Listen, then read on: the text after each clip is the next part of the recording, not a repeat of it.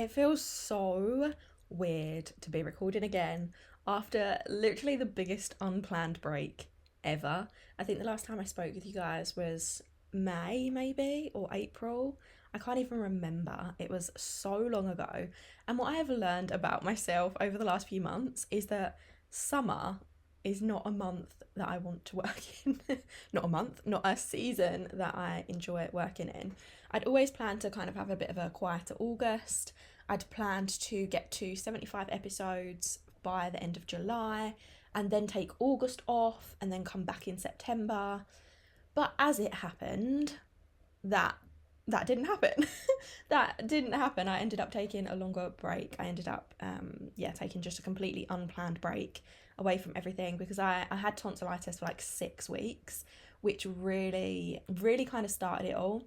I think the last episode I shared was We Need to Talk, about me ending things with a guy that I'd been seeing. And I think that was just before I got the tonsillitis. So I was feeling like a little bit rough, but then I was fine. And then as I went away with my friends, we went on the Tuesday or the Monday, and the day after, whilst I was away, the tonsillitis came out. And I was ill for like 6 weeks. Like I had 3 lots of antibiotics, couldn't get rid of it, was so run down. And obviously tonsillitis really affects your throat. So couldn't really speak much anyway, which also impacted my ability to record. And then I just got out of the flow of things. And I don't know about you, but when I have taken a step back from something, I then find it hard to get back into it.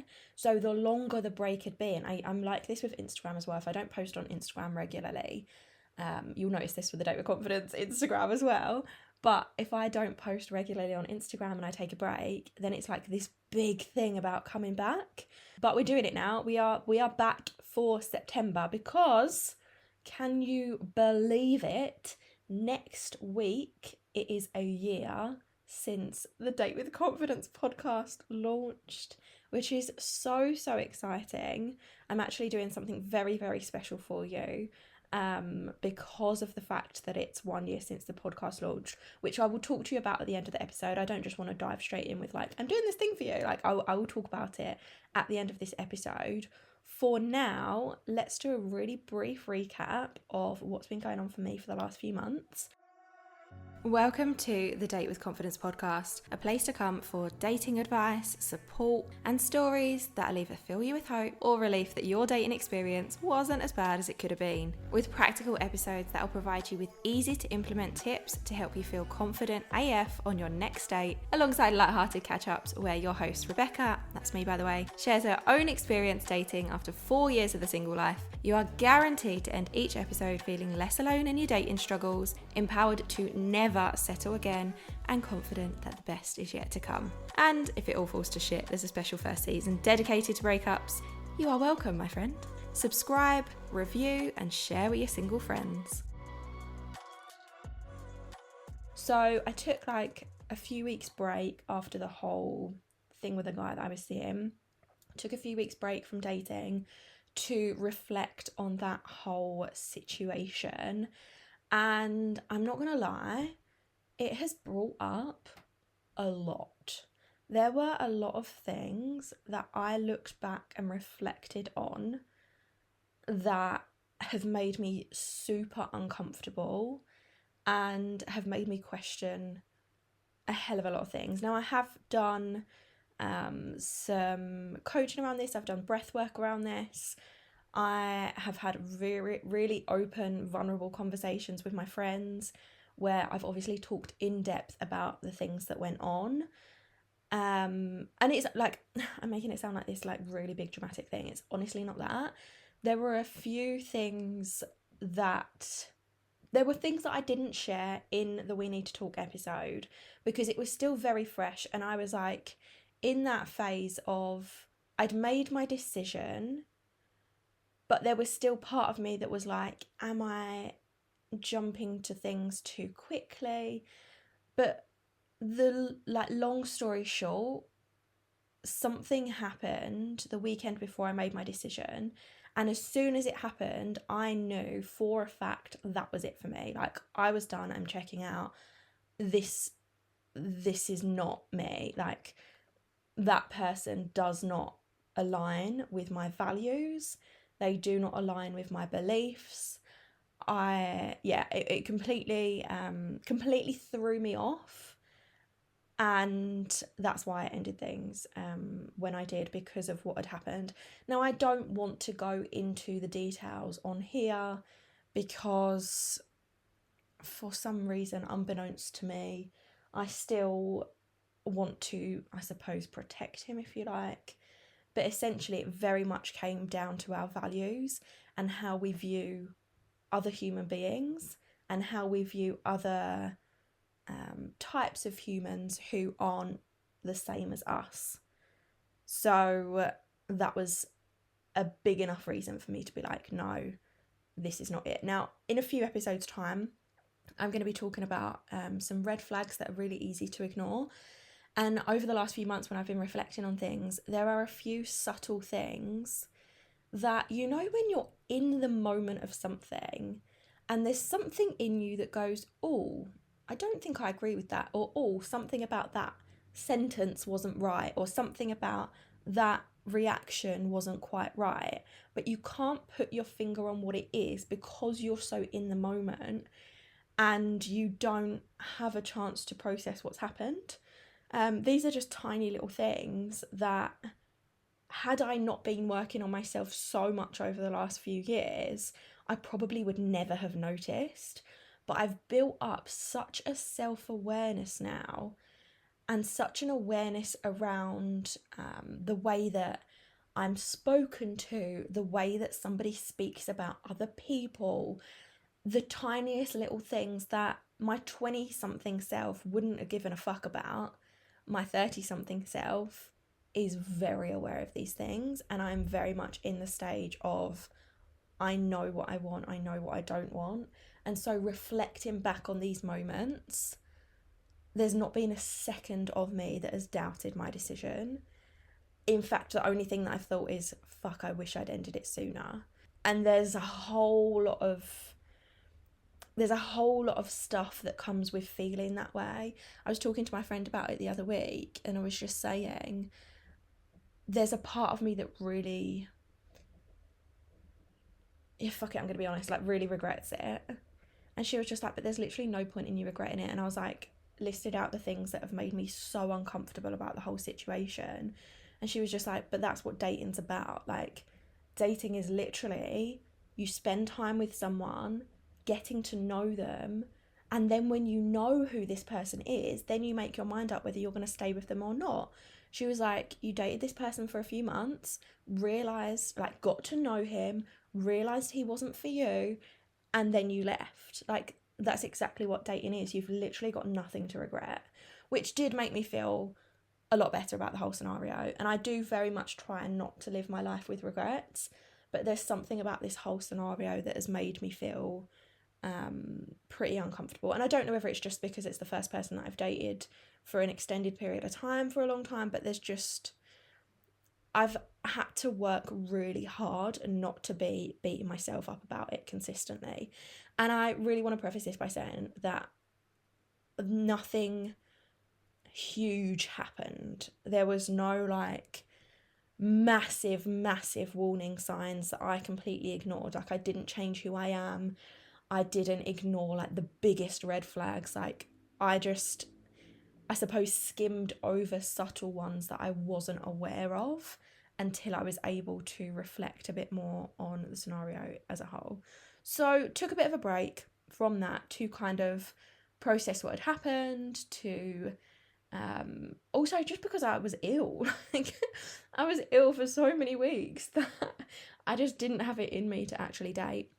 I did go on a date with a guy a couple of months ago now. This was maybe June, and I'd had to cancel on him twice. So I cancelled on him. The first time I cancelled on him was because my granddad had gone into hospital, and I said to him, I was like, I want to be super honest with you.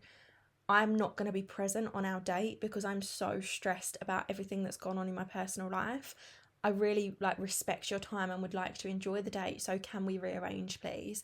And he was super nice about it. We'd been chatting for like a couple of weeks, and what I really liked about him was that there wasn't pressure to respond. Like, we had our messages, we'd speak like maybe every couple of days, but there was no like intense pressure. It wasn't constant. He asked really good questions, seemed like a genuine nice guy. So I cancelled on him the first time, and then he was like, sure, just let me know like when you're feeling ready again. I was like, okay, brilliant, like I really appreciate you being understanding.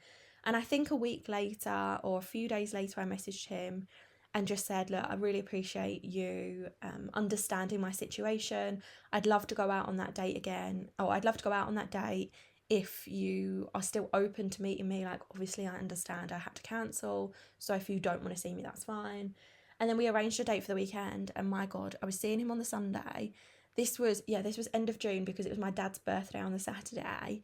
And whilst I was at my dad's house, I started to feel so ill. Now, they have a cat and I'm allergic to cats, so part of me was just like, oh, do you know what, it's probably just the cat. Like, I took a Piriton, was like, it's probably just the cat. But I was getting worse and worse and worse throughout the day. Like, my head was fuzzy, my nose felt clogged, my throat was sort of like, I just felt ill.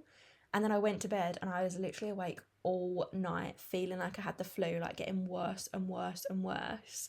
And I messaged him at something like 6 o'clock in the morning. I think it might have even been earlier than that. It might have been like 5 or 4 o'clock in the morning. And I messaged him because we were meeting at like 10 or 11 on Sunday. We were going to go for a morning date around one of the parks in London. And I was like, I'm so sorry, but I'm what I thought was like a cat allergy. I'm actually getting really, really ill. Or I might have said hay fever. I might have thought it was hay fever because we were out in the garden and it was obviously summer and sunny, and I thought maybe it was hay fever. And I messaged him, I was like, I'm so sorry to have to cancel on you again, but this is more like flu. Like, I'm definitely ill and like I'm not going to be at my best, and also don't want to pass anything on to you. Again, he was literally so understanding, and I really appreciate that. He was just like just let me know when you're let me know when you're better.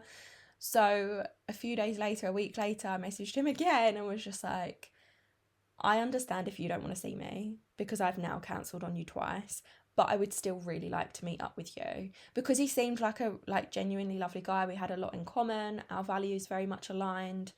Yeah, I feel like he was a really nice guy. So we eventually meet.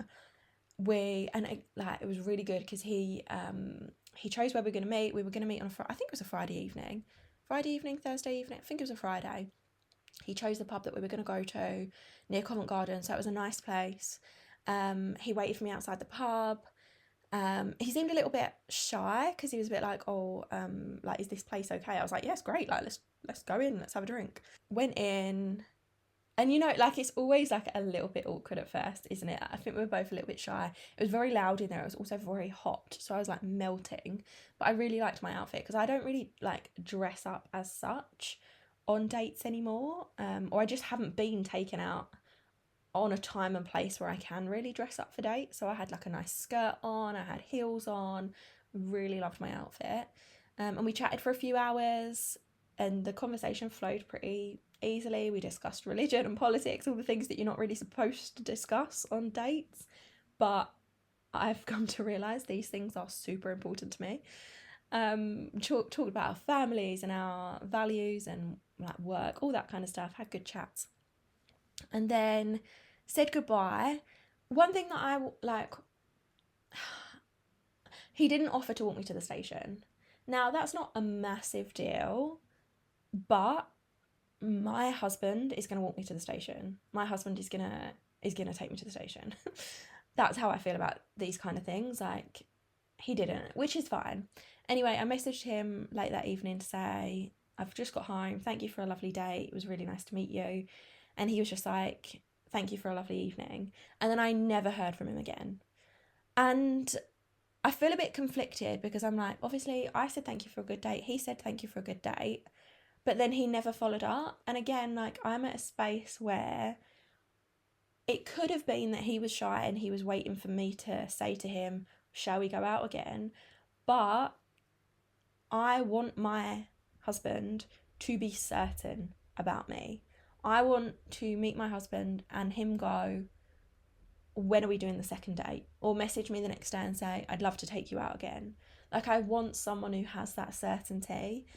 And part of me is like, well, you don't know if that's going to come from a second date, but then or come from the first date, but then at the same time, it does happen for people.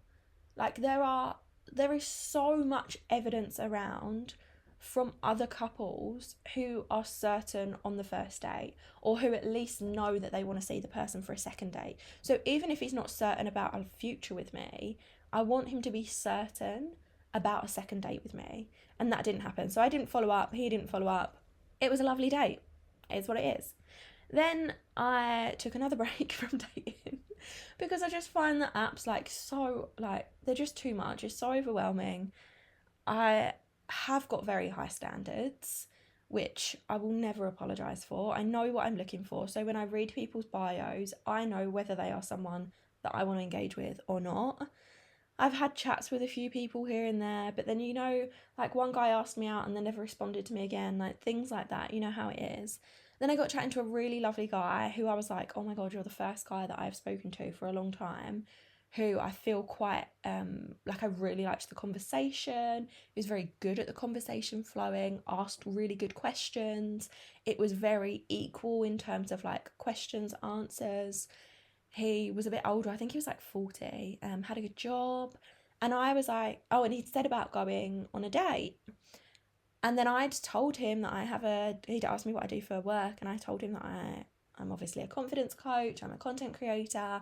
I have the Date with Confidence podcast, or I have 3 podcasts around confidence. And he asked what they were about. And I told him that one of them was about dating with confidence.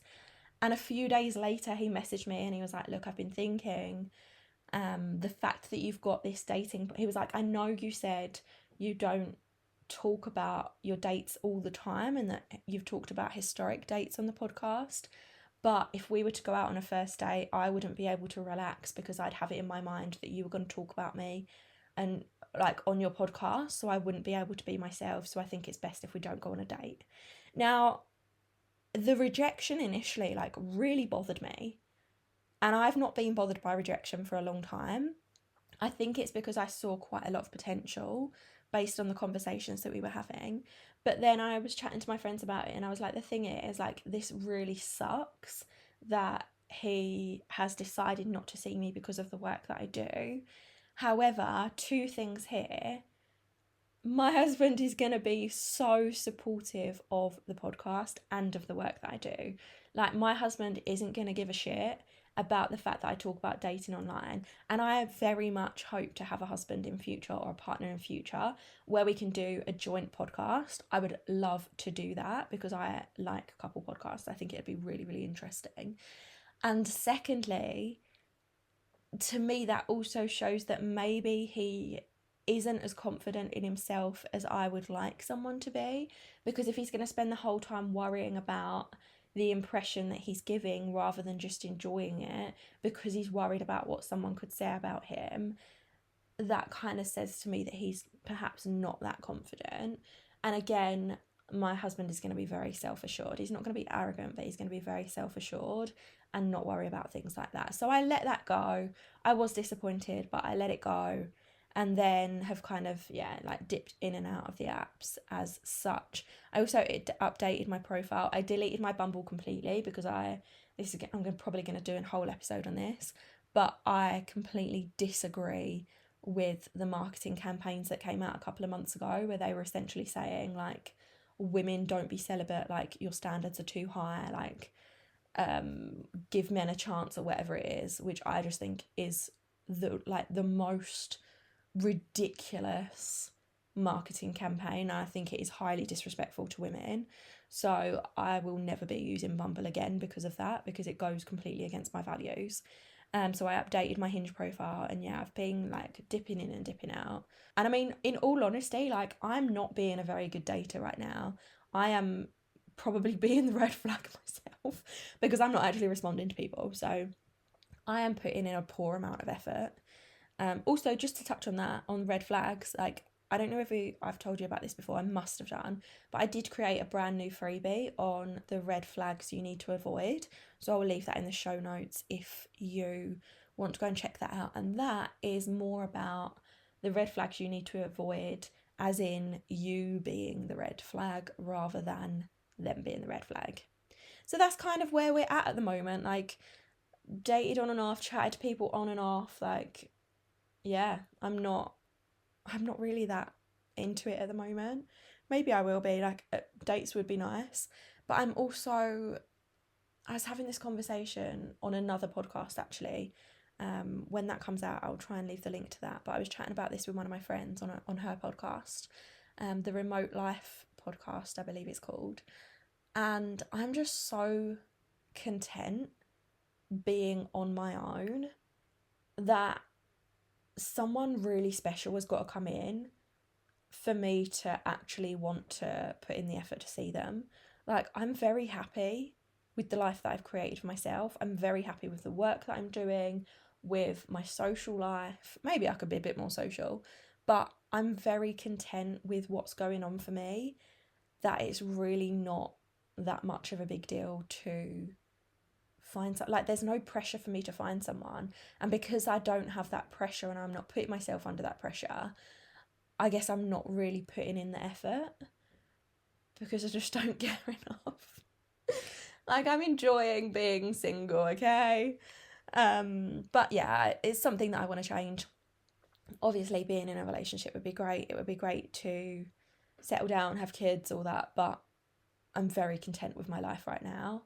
So I don't feel like anything is missing enough for me to throw myself headfirst into being super serious about dating, which is great. Now, as it is the second week of the month, this episode is also the community episode. So now we've done a little bit of catch up about me. I've got 3 questions from you that I will be answering here as well. So the first one, I've started dating someone new and it's going really well, but I'm feeling hyper anxious and worried that something's going to go wrong. It's almost like it feels too good to be true. I find myself overanalyzing everything and trapped in repetitive thoughts that if he hasn't messaged me, it's because he's with someone else. We come from different backgrounds and I'm scared he's going to think I'm not good enough for him. I'm trying so hard not to let this ruin things, but it's become an obsession I can't seem to break free from. How do I let go of this anxiousness before it destroys what could be a very happy relationship? I think a lot of anxiety when it comes to dating is because you don't feel like you're enough and you're not confident enough in yourself. This is my perspective, having previously been a highly anxious dater to no longer experiencing those high levels of anxiety. Now, 2 things actually in saying that.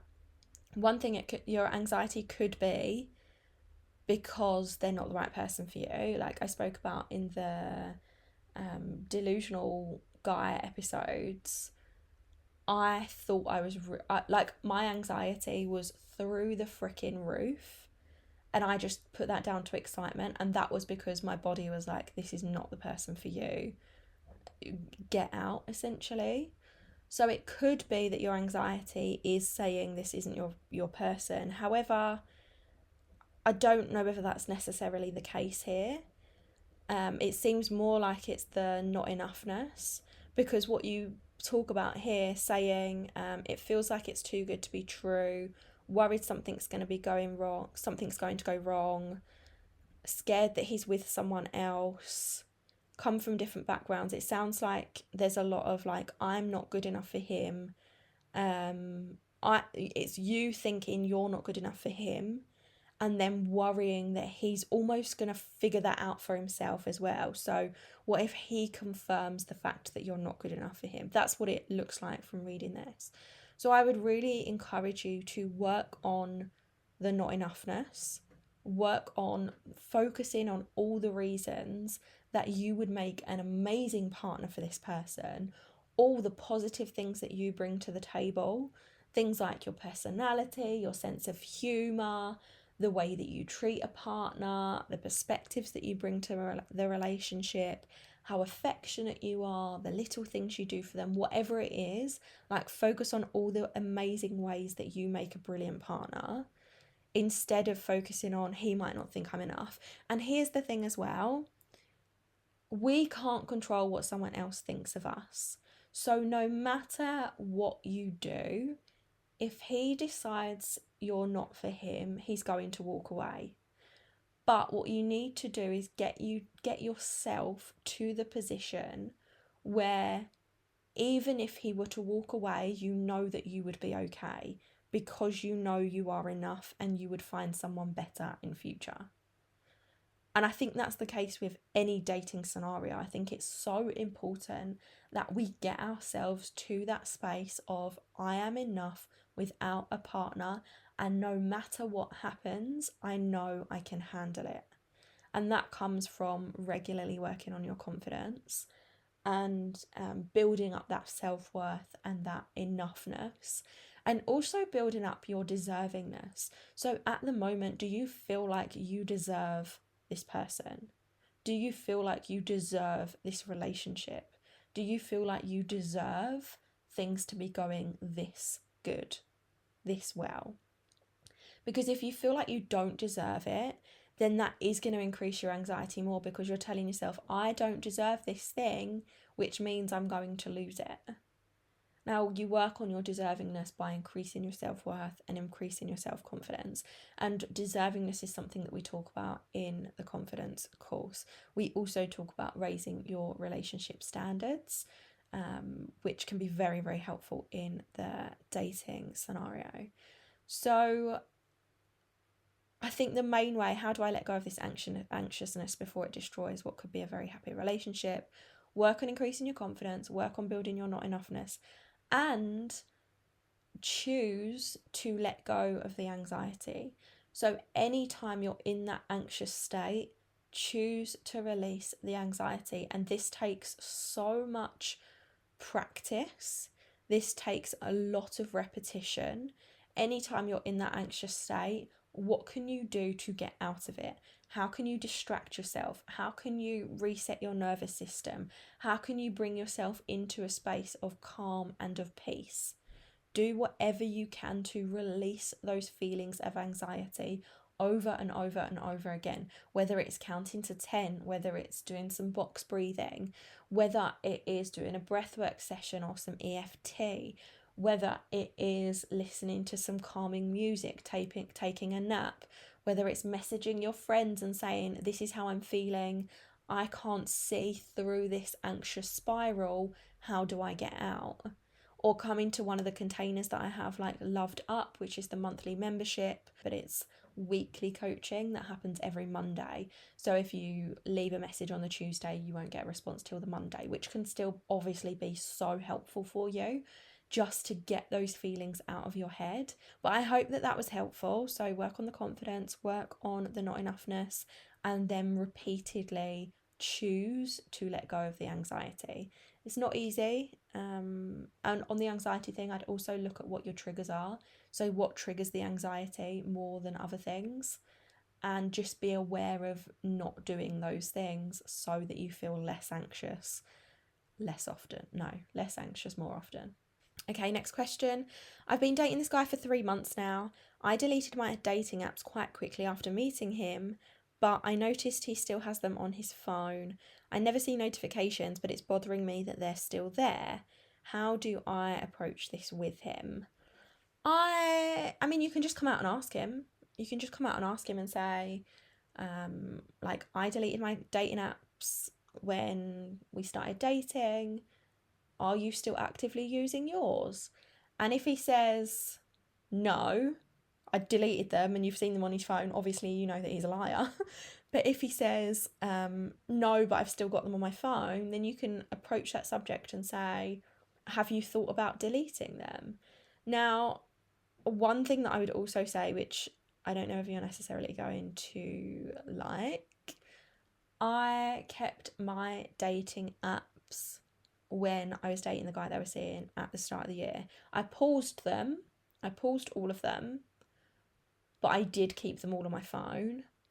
And I don't know whether that was subconsciously because I knew that it was never going to work out. But for me, like, we were dating for 3.5, 4 months, and I still kept my dating apps, and I was not at the stage where I was ready to delete them. So I think it could also be a sign that maybe he's not that into you, or maybe he's not as invested as you are. So that's just something to bear in mind. But I'd just be upfront with him and just say, look, I deleted my dating apps. Do you still have yours? And do you have any intention of deleting yours? You also need to be prepared for his answer. Because if he says, I have no intention of deleting them, how are you going to deal with that? Is that a point where you go, okay, well, this is serious for me, so I'm actually going to leave? Or is it going to be something where you just accept that the dating apps are on his phone and then you end up stressing yourself out about the fact that they're on his phone, and does that mean that he's not into you?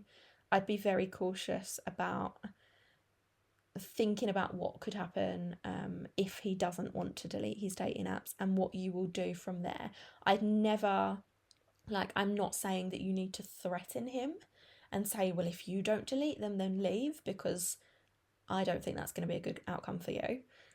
But I also don't think that that's fair. I think people do things in their own time, and if he wants to delete them, he'll delete them. It could just be that they're on there, he's forgotten about them, and he's just been so like into dating you that he's just forgot that they even exist on his phone, and he just goes, oh, I didn't realise they were still on there, I'll delete them straight away.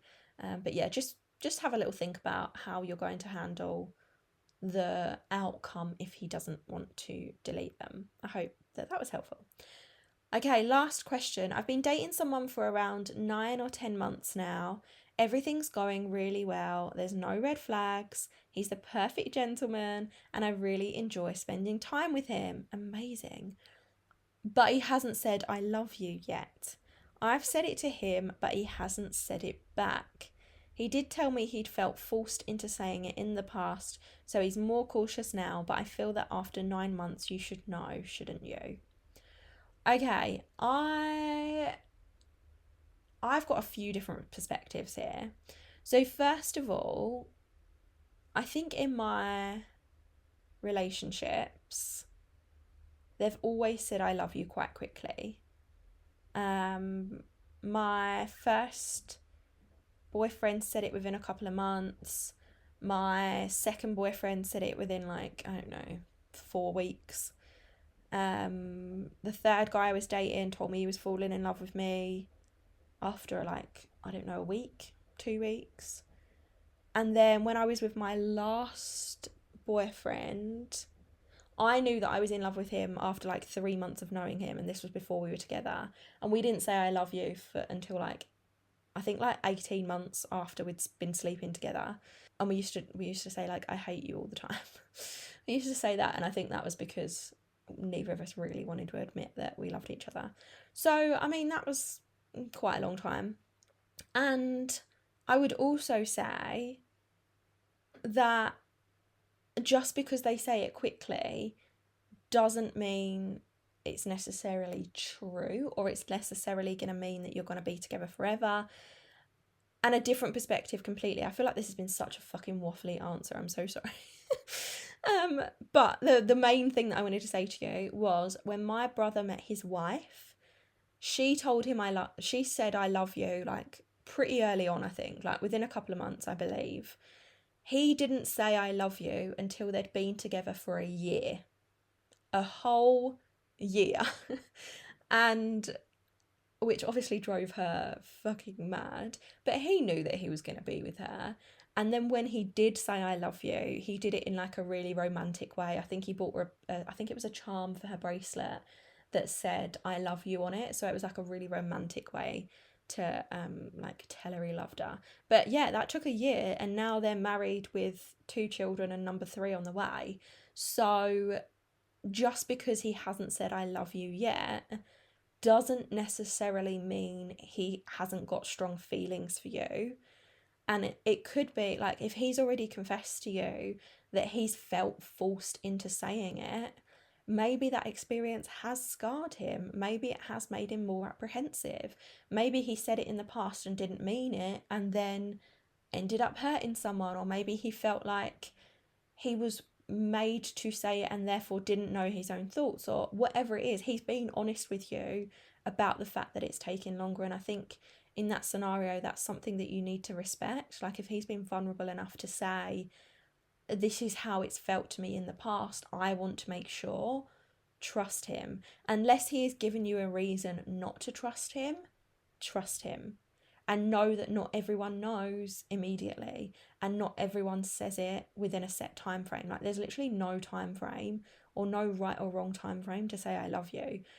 Surely it would be so much more special for someone to say I love you like a year later, when they are so solid in that love you, in their love for you, as opposed to saying it like 3 months in and saying it without fully meaning it, and just saying it because that's what they do. They just say it because that's what you want to hear, kind of thing.